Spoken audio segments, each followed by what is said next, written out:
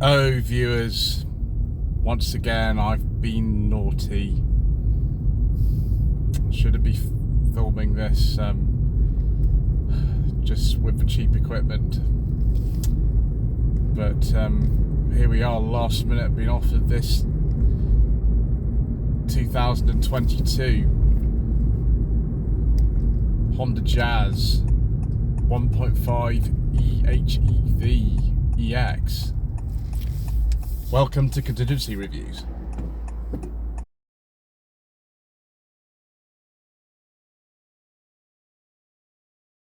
So the current generation Honda Jazz can be referred to either as a Mark V, because there was a car called the Honda City in the 1980s. It was badged as a Jazz in this country, or you can call it a fourth generation. Both those are equally correct, because as far as this exact model line of car goes, which was launched over here in 2002, this is the fourth one. The City or Jazz from the 80s is considered very separate, but technically it's a Mark V, so you might hear me call it a Mark V or a fourth generation during the course of this video. The only powertrain available in this country, there are other powertrains available elsewhere in the world, is a 1.5 with 108 horsepower. Some of that output coming from the two electric motors that are actually linked to the engine. Later on under the bonnet we'll see how that looks and things like that. 0 to 60 of this car is actually about 9.2 seconds, I believe. It does feel quite fast, even if we're in the eco mode, and I'm in the B mode with the gearbox with regen braking. It feels very swift. One thing that I really appreciate about this car, and it's quite surprising to me, is just how stable it feels when cornering. It feels very flat and stable. It's not a sports car by any means or anything like that, but actually it's a lot better to drive than I thought it was going to be. Jazzes generally are quite good to drive, even the Mark IIs, which I'm quite familiar with. I've done two Mark IIs on the channel, and actually the 2007 CVT Jazz that I did in 2020 is the most popular review of all on the channel, which is why when I was offered this car, I was so excited to have a go in it. Trim levels available before the facelift that occurred in April 2023 were SE, SR, EX and EX style. This is an EX, which is almost the top of the range, and it would have cost, when it was new, around £28,000. If you wanted to buy a Jazz today, the power output has been increased to 122 horsepower, and the trim levels have been realigned to Advanced Sport, Elegance. In both cases, there is a cross-star version of the Jazz, which is 11 PV. There's a very good review actually on the Planet Auto channel of the cross-star, and they've also covered the standard Jazz like this. So if you want to see what they thought of it, then by all means take a look. So very easy to sort of navigate. We've got, reversing cameras and all-round sensors and things like that. Very light steering, which actually weights up a little bit more than I thought it would when going on faster roads. But the general habitat of these cars, I think, for many people is in town. So we'll just head off into the centre of the town a little way and just see how it performs there as well. The platform on this car is actually the same as the current generation HRV. And that's a much bigger car. I'd love to cover actually an HRV or the current generation Civic, the Mark 11 Civic, on the channel. Hopefully we'll be able to do one of those at some point. But yeah, going down here towards the centre of Dorchester, it doesn't feel like a particularly small car in here actually, but it's compact enough, and this is the smallest car that Honda sells, so it's more probably akin in size to something like a mid-1990s Civic. The little tiny things like the logo that Honda briefly marketed over here was certainly a lot smaller than this.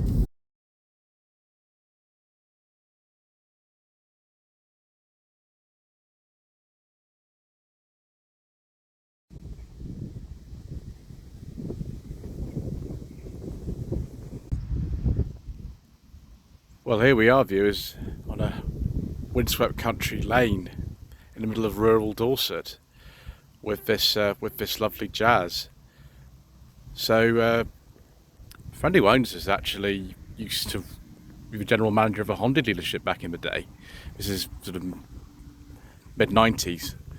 And so he's always been quite a fan of Honda. So the Jazz wasn't actually out at the time when he used to work for the company. But he picked this up, I think about 6 months ago, something like that. It's a late pre-facelift, this one. The facelift ones are a little bit different and they've got more power than this actually has, but this is perfectly adequate for most people. This is the most popular colour. It looks like it's white, but it looks different in all sorts of different scenarios. It looks sort of blue to me. It looks blue on camera at the moment.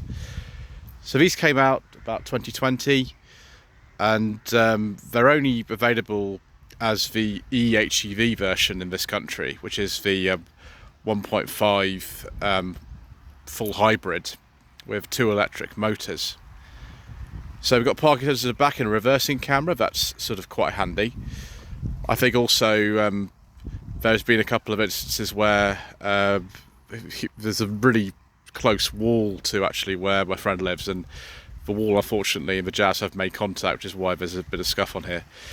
Also, there's not been an awful lot of time to kind of have this car prepared or anything like that. I was very kindly offered it at very short notice, and so it just sort of comes as it comes. But that's fine. You'll see what it looks like when it's not a sort of very clean press car or anything like that. Tailgate opens just normally. There we go. It's quite a big tailgate for a small car like this, actually. That's something that he said to me. Boot's about 304 litres, and actually I've noticed in here that we've got a spare wheel, which is amazing. So a lot of the hybrid batteries and things are under the boot floor. So competitive sort of space, although I think a Polo is a lot bigger than this actually. And a Polo is something that a lot of people who I've seen who review these compare these with. These are, for their class, quite expensive, but they do have a lot of technology and things like that in them. This is the EX or the EX style. You could get both. I don't know why they insist on kind of having, you know, different trim names and then just calling one the style as top of the other one, but there we go. Also, we've got these eco wheel trim type things on here, and apparently they work because the official figures for this car are something like 60 miles per gallon on the WLTP cycle. So we're just going to move some things out of the way. Very easy to get in, very, very easy. For a car like this, there's an awful lot of space in here. That's something the Jazz has been doing for years, offering huge amounts of space in a compact package, and this Mark V version is no different. So we'll open up the little USB ports down there, which is fantastic. Some people have complained that there's no USB-C, but I prefer the normal USB personally, and to see 2 of them like this is just brilliant. Now you can see here we've actually got the seats sort of split and fold, but that's not the only thing that they do, and I'll have to just move a couple of things out of the way to actually demonstrate what it is that they do, because they've been doing this since the Mark II Jazz came in 2002 in this country. Fabric's quite nice. I think in the Jazz Cross style, which is the sort of SUV inspired version of this, the fabric's is waterproof or something, but it does feel really, really high quality. I'm not so sort of keen on some of the harder plastics in here. Bear in mind this car cost about £28,000 new, and you know it doesn't look like it does in some ways, but it's all about practicality with this. What I'm going to do is I'll just get out of here, and I'm going to do this seat operation, which is one of the reasons actually people keep buying these cars, is the magic seats. And there you go, viewers, look at that. You can stow very, very tall things in there, like really tall, sort of potted plants and things like that if you wanted to, and you just get it down just by pulling this down like that, and the seat just drops down. You can fold them of course as well, but that is one of the reasons why people actually buy these cars, and one of the features that they've had ever since the Mark II came out is the magic seats, and people will continue to buy them, I think, for that. So keyless entry on this model. Driving seats look actually very inviting. Some of the bits in here are inspired by the Honda E, that we did on Contingency Reviews back in June. I think we filmed that. But much more conventional and interior. And actually there's a little stowage area just there to put some bits in. And just very common sense, sort of little place to put things there. Power output for cigarette lighter type thing, or 12-volt socket, 2 more USB ports, normal controls for heating and ventilation, but not in the touchscreen. I think Honda have learned their lesson from the Mark X Civic about that. There was a lot of backlash when that car was released. Having driven one of those as well about the same time as Honda E, I can understand why. So economy mode, we'll look at that later. You can turn the brake hold on and off. Got an automatic handbrake, which I don't particularly like, but if you're driving a car like this, it's not the biggest worry, I shouldn't think. Loads of bits to put everything that you need, the cup holders and everything, and nice LED interior lights. And there's a big one actually there as well. There's a big light there, and yeah, this fabric is very nice. Again, we don't have hard touch plastic on the door, but okay, it doesn't matter too much. The dash is sort of a bit hard as well, but the car does feel very robust. It feels very well made, even if some of the materials aren't the most plush ones. I've actually got some nice thing here. We've got a nice contrasting bit of kind of white, I think probably plastic there. There is a B mode actually for when you drive and you want regen braking, which is great. I like driving the hybrid or the electric cars with the regen braking on. That's what I prefer. Steering wheel feels very nice. Again, a bit of contrasting kind of coloured pieces of plastic here as opposed to just all black. I don't really like all black interiors necessarily. They're very common now, but I like to see a bit of variety. We'll have a look at these screens in just a second. I think it's a 7-inch van. This is a 10, I believe. I'll double check that. But yeah, there is also another glove box there, with you know, whatever it is that you need in there. And wow, it's amazing. So many cup holders. There's one there, and there's one there on the other side as well. Huge expansive dash, just like these older ones. Oh, look, there's another Jazz that's just coming past now, of course. You know, obviously in Honda Jazz land today. So there we've got the all-round sort of sensors for parking. You can turn that on and off for the parking sensors. Power button is there for starting it up. There are the controls for the electric windows and mirrors. Door handles do feel nice enough, I suppose. And automatic lights and automatic wipers, of course. Pretty useful in daylight today. Right, I think we'll boot up this infotainment system and take a look at it, shall we? Unfortunately, viewers, due to the refresh rate of the camera that I'm using, the display in front of me, this sort of cluster, is flickering, which is really annoying. Sorry about that. I'm doing as much as I can do, really. Oh gosh, I've just realised we've got a heated steering wheel in here. That's fabulous. Common autofocus, don't do that to me. Right, if we go through, can we go through the display using this sort of button here, or do we have to use something else? Just look at something else, isn't it? But I've turned off the the wipers are coming. I've turned off the sound, so I don't want any interference really from the YouTube copyright system. So this looks initially quite intimidating to use, but actually there are some physical buttons here. There's a home button here.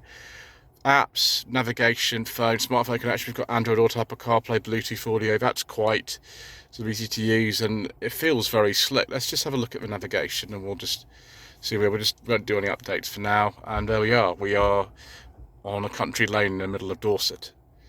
Let's go back to the home screen here. You can actually see at the bottom of here there are various other shortcuts to get to things. We get to FM radio, we get to phone, we can get to DAB radio, we can change the display mode. It's all here, and we've got a second thing here, which is the things you probably use a bit less, like the general vehicle settings, the Honda App Center, trip computer. It's all sort of on there. You can make the car into a Wi-Fi hotspot. Let's look at the vehicle and see what we can do. All sorts of things. You've got so many driver assists. You've got lane keeping assist, and we've got all sorts of emergency braking and all sorts of things we've got on here. And adaptive lighting and anything it is you need, because it's the top of the range car at the time was the EX or EX style. So yeah, you can see there only one zone for climate control, but I think the average Honda Jazz buyer is not going to be concerned about that really. They're going to be more concerned about the fact these buttons are really easy to use. You can see immediately what to do. That's how to position where the air goes. That's the fan speed there, air conditioning on and off. That's for demist and rear heated window with heated mirrors, and there's the temperature control. I think that's more of a concern to the average person who's going to have one of these cars than, having dual zone climate control. So just enough in the way of kind of safety technology and convenience technology, but not too much that you don't understand what it's doing. Then we've got on this bit here, we've got the battery meter here. We can run it in EV mode. I've currently got the economy selector on there, which is a little green tree thing, and the fuel gauges on the right hand side as well. This car's only done 4,000 miles, so it's lower mileage than press cars I've driven, which is great. Okay, I think it's stopped raining, so we'll go outside now and we'll take a look at the engine, shall we? I'm surprised how widely that bonnet opens, but that is the correct position for the stay. So quite complex under here. 1.5 petrol engine and 2 electric motors with a combined power output of 108 horsepower. The facelifted cars have 122 horsepower. It doesn't look the easiest to work on in terms of, if you do certain things, but just routine maintenance should be fine, changing the oil and that sort of thing. Air boxes on the top of there. And because this is such a new and low mileage car, everything looks, well, perfect really. Classic Honda, the H badge on the front is blue because it's a hybrid, and it's nice to see front parking sensors, which you might need in some kind of tight spaces. I've just noticed this car's got little silver mirror caps, so that's quite nice. Right viewers, I think that's sort of enough of that. Let's go and have another drive, shall we?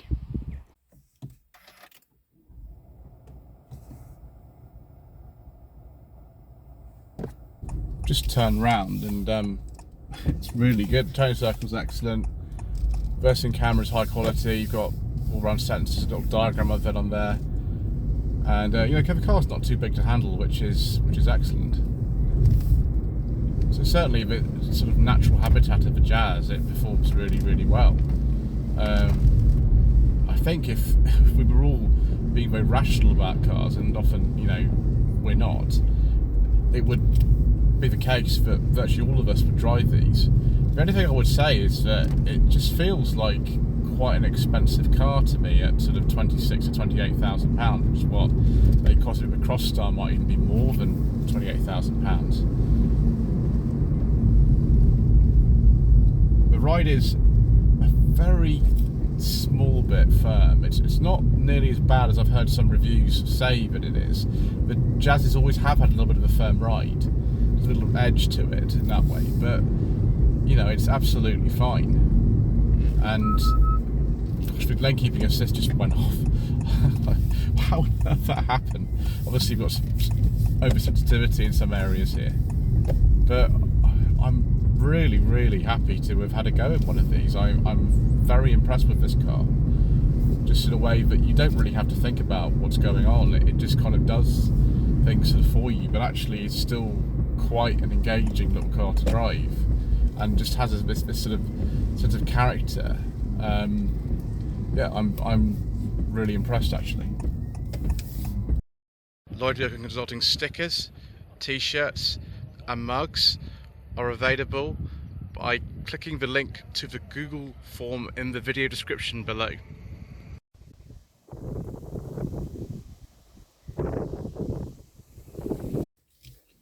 So viewers, should you consider a current generation Honda Jazz? Well, I've quite enjoyed this car. It's surprisingly stable. and easy to drive. I didn't think it would be quite as good to drive as it actually is. It's like with so many cars that I film on this channel, they don't necessarily look like they're going to be enjoyable, but they end up being so. And to drive one that's such low mileage and is so new is a real privilege, actually. This car won't be for everybody. A lot of people will just not like the looks of it, I don't think. These cars have a totally unjustified sort of image that only older people will get on with them. And older people love jazzes. That's a fact. But, you know, I'm probably not in the demographic you'd associate with one of these at the moment, although that will happen one day. But I still think this is a fantastic car. In some ways, I think this is better than, you know, things like Kia Rio or a Polo or something like that. Very economical, loaded with equipment in this EX spec, and, you know, surprisingly kind of engaging and just rational car. And I think a lot of people will really like that. They certainly hold their value well, and there's a reason for that. Anyway, thank you ever so much indeed once again for watching. Please don't forget to subscribe to the channel, like this video, comment below, and we shall see you again soon for more last minute reviews.